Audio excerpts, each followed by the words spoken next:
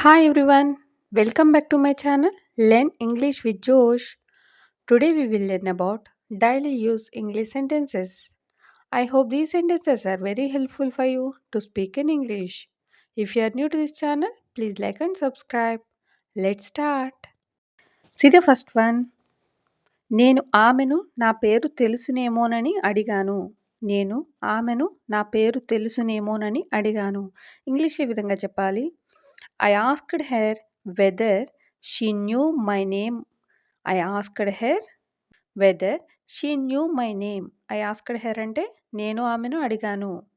నా పేరు తెలుసునేమోనని. Whether she knew my name. ఈ విధంగా సెంటెన్స్‌ని ఫ్రేమ్ చేయవచ్చు. See the next one. మేము వెనక సీట్‌లో పక్కపక్కన కూర్చున్నాము.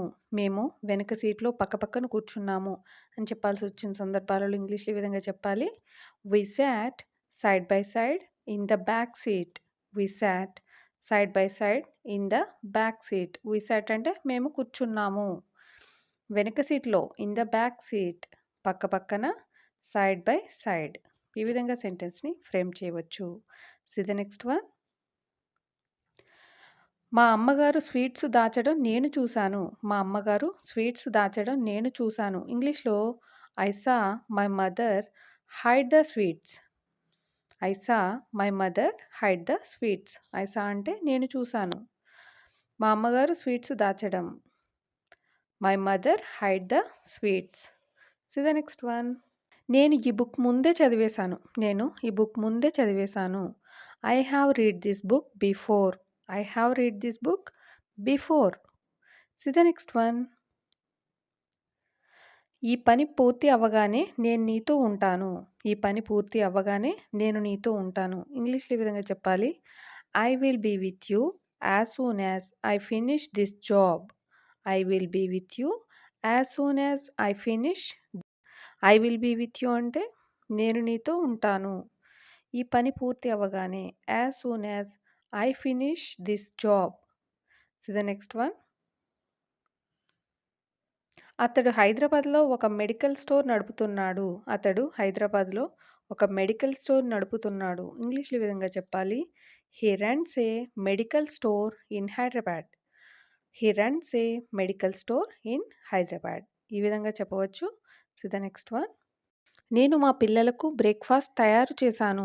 నేను మా పిల్లలకు బ్రేక్‌ఫాస్ట్ తయారు చేశాను అని చెప్పాల్సొచ్చిన సందర్భాలలో I have prepared breakfast for my children. I have prepared breakfast for my children. See the next one. నేను వారికి తల దువ్వుతాను. నేను వారికి తల దువ్వుతాను. ఇంగ్లీష్‌లో I comb their hair. I comb their hair. See the next one. నేను వారిని స్కూల్ దగ్గర వదిలిపెడతాను. నేను వారిని స్కూల్ దగ్గర వదిలిపెడతాను.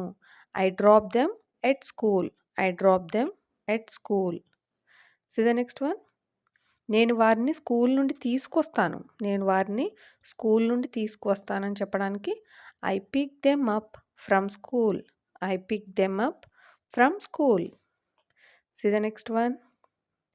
నేను వారికి స్నాక్స్ తయారు చేస్తాను. నేను వారికి స్నాక్స్ తయారు చేస్తానని చెప్పడానికి I prepare snacks for them. I prepare snacks for them. నేను వారికి డ్రెస్ చేస్తాను. నేను వారికి డ్రెస్ వేస్తాను అని చెప్తూ ఉంటాం కదా. ఇంగ్లీష్‌లో I make them dress up. I make them dress up అని అంటాం. ఐ డ్రెస్ దెమ్ అప్ ఇలా కూడా చెప్పవచ్చు. I dress them up. So the next one. నా దుప్పట్లు నేను ఉతికాను. నా దుప్పట్లు నేను ఉతికాను. ఇంగ్లీష్‌లో I washed my blankets. I washed my blankets. నేను నిద్రపోవడానికి మంచం సర్దుతున్నాను. నేను నిద్రపోవడానికి మంచం సర్దుతున్నాను. ఇంగ్లీష్‌లో I yam making the bed. I am making the bed. Making the bed అంటే మంచాన్ని సర్దడం. See the next one. Hall దుమ్ము పట్టి ఉంది. హాల్ దుమ్ము పట్టి ఉంది. ఇంగ్లీష్‌లో the hall is dusty. The hall is dusty. ఈ విధంగా చెప్పవచ్చు. See the next one. ఏదైనా బయట పడేయడం. ఏదైనా బయట పడేయడం. ఇంగ్లీష్‌లో throw something away. Throw something away. See the next one. నేను కూడా నా స్నేహితుడిని ఆహ్వానించడానికే వచ్చాను. నేను కూడా నా స్నేహితుడిని ఆహ్వానించడానికే వచ్చాను. ఇంగ్లీష్‌లో ఈ విధంగా చెప్పాలి. I have also come to invite my friend. I have also come to invite my friend అంటే ఐ హావ్ ఆల్సో కమ్ నా స్నేహితుడిని ఆహ్వానించడానికి. To invite my friend. ఈ విధంగా సెంటెన్స్‌ని చెప్పవచ్చు. See the next one. నువ్వు నాకు ప్రాబ్లమ్ సృష్టించావు. నువ్వు నాకు ప్రాబ్లమ్స్ సృష్టించావు. ఇంగ్లీష్‌లో you created problems for me. You created problems for me. See the next one. వాస్తవాన్ని నువ్వు అంగీకరించాలి. వాస్తవాన్ని నువ్వు అంగీకరించాలి. You have to accept the reality. You have to accept the reality. See the next one. నిన్ను disturb చేసినందుకు నన్ను క్షమించు. నిన్ను డిస్టర్బ్ చేసినందుకు నన్ను క్షమించు. ఇంగ్లీష్‌లో I am sorry to disturb you. I am sorry to disturb you. See the next one. నేను అంతా నీకే వదిలివేస్తాను. నేను అంతా నీకే వదిలివేస్తాను. ఇంగ్లీష్‌లో I leave everything to you. I leave everything to you. See the next one. ఆమె వస్తుందని నేను నీతో చెప్పాను. ఆమె వస్తుందని నేను నీతో చెప్పాను. ఇంగ్లీష్‌లో I told you she would come. I told you she would come. ఆమె రవిని పెళ్లి చేసుకుంది. ఆమె రవిని పెళ్లి చేసుకుంది. ఇంగ్లీష్‌లో ఏ విధంగా చెప్పాలి? She married Ravi. She married Ravi. See the next one. నేను నీలాంటి మొబైల్ కొన్నాను. నేను నీలాంటి మొబైల్ కొన్నానని చెప్తూ ఉంటాం కదా! ఇంగ్లీష్‌లో I bought a mobile like yours. I bought a mobile like yours. Like yours అంటే నీలాంటి. నేను మొబైల్ కొన్నాను. I bought a mobile. See the next one. ఇక్కడ ఒక పాము కదులుతూ ఉండడం చూశాను. ఇక్కడ ఒక పాము కదులుతూ ఉండడం చూశాను. ఇంగ్లీష్‌లో I saw a snake moving here. I saw a snake moving here. నేను రేపటికల్లా డబ్బును సమకూర్చుతాను. నేను రేపటికల్లా డబ్బును సమకూర్చుతాను. ఇంగ్లీష్‌లో I will try to arrange money by tomorrow. I will try to arrange money by tomorrow. రేపటికల్లా అంటే బై టుమారో యూజ్ చేస్తాం. See the next one. నేను నా తప్పు తెలుసుకున్నాను. నేను నా తప్పు తెలుసుకున్నాను. ఇంగ్లీష్‌లో I realized my mistake. I realized my mistake.